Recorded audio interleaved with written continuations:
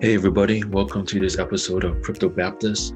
This show highlights institutions getting into crypto. I didn't do an episode yesterday because there wasn't much news. We did have a drawdown and it continued on today.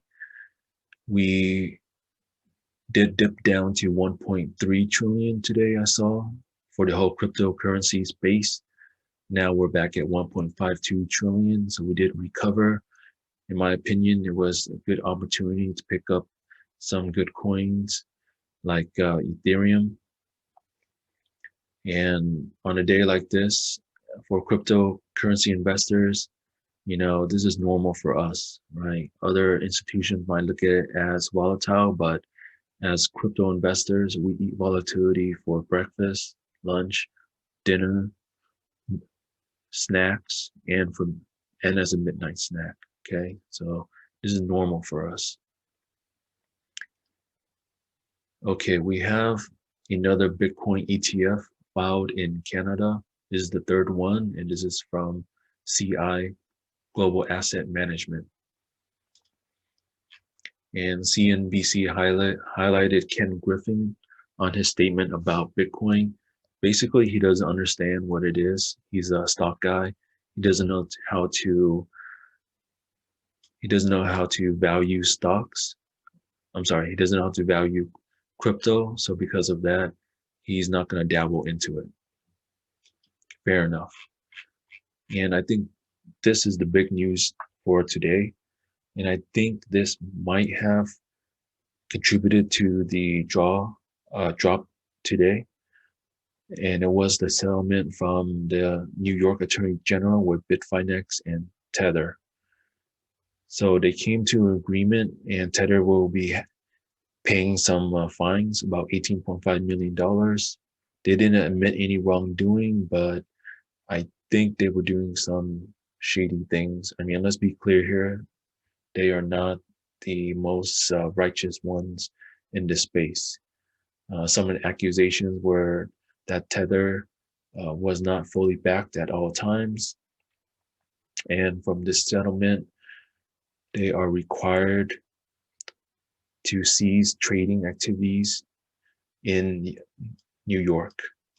So New York is one of the financial hubs of the world. So for Tether to be taking out a commission for in the crypto space, I think this had some impact on the drop today. And of course, we quickly recovered. And I'm glad that this is all over and done with. I just want to move away from this. Tether FUD was always there. I'm glad that it's settled. They got a slap on the hand and we can move on. And hopefully for our space, we can move to a better stablecoin now that we have them from Circle, from Gemini. They're audited. And I think we should move to them rather than relying so much on Tether. That's always in the news and always on the bad end. Tether and Bitfinex also released a statement. Again, they did admit no wrongdoing. But whatever, let's move on from Tether. Good riddance. This piece came out in Morningstar, and they highlighted the fact that BlackRock wants to get into Bitcoin. They amended the prospectus of two of their funds, the Strategic Income Opportunities and Global Allocation, so that they can invest in Bitcoin futures. And also Guggenheim's Macro Opportunity Fund also wants to invest 10% of assets into GBTC. And from Square's earning report today, they announced that they bought $170 million worth of Bitcoin. This is in addition to the 50 million Bitcoin that they bought last year. And again, Dorsey is in full support of Bitcoin and wants to do more with it. He said this in the earnings report, and they're going to continue to support it.